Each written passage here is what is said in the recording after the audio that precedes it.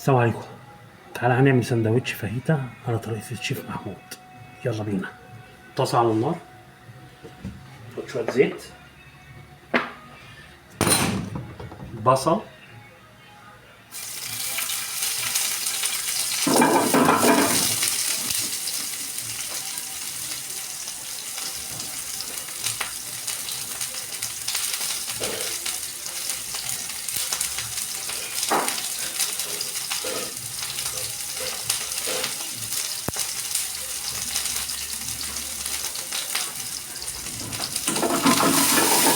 بصل عشان يتكرمل معايا، انا عايزه يتكرمل.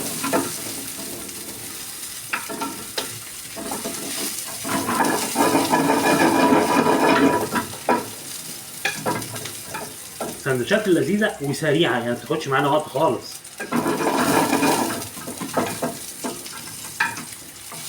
معلش بقى التليفونات اللي على قدها يعني، فتصويره مش قوي. قشطة لحد ما ربنا يرزق.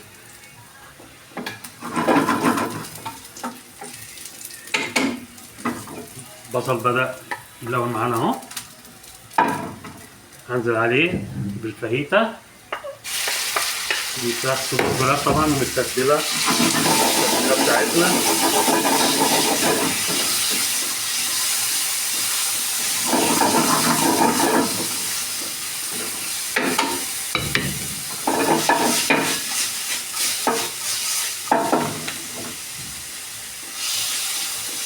خلي الفراخ تشمع كده ولونها يغير.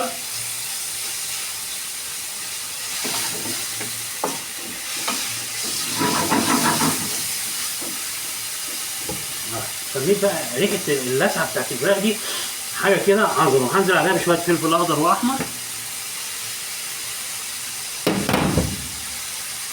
ونديها تقليبة.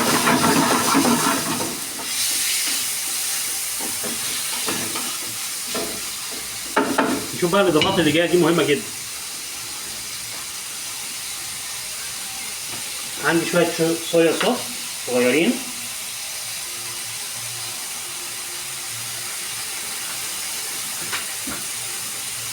ونقلب.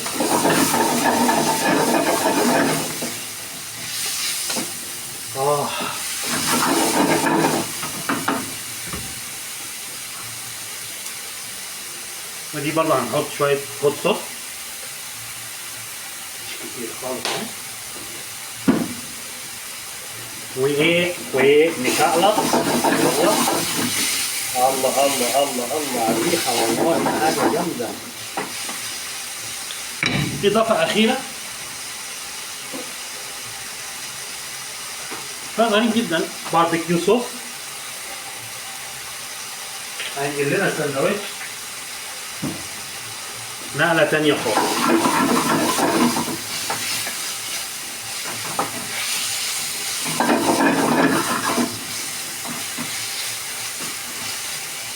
ريحة الباربيكيو مع الصويا صوص مع الهوت صوص مع كده حاجة يعني خيال علمي يا أستاذ والله. يلا حبايبنا، أحلى سندوتش فاهيتا. وخدوا التوقيت كده ساعة، شوف احنا عملناه في وقت قد ايه. السندوتش بتاعنا بقى يعني في مايونيز. أنا عندي كنت عامل تومية، هروح مديله شوية تومية كده في الأرضية. اللي عايز يستغنى عن الخطوة دي مفيش مشكلة. حط النار بقى بتاعتي، هاخد السندوتش. عظمة والله العظيم، عظمة ما بعدها عظمة. الله الله الله.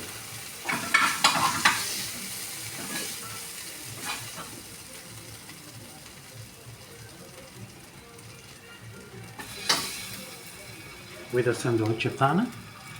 ألف هنا وشفا للي هياكل. باي.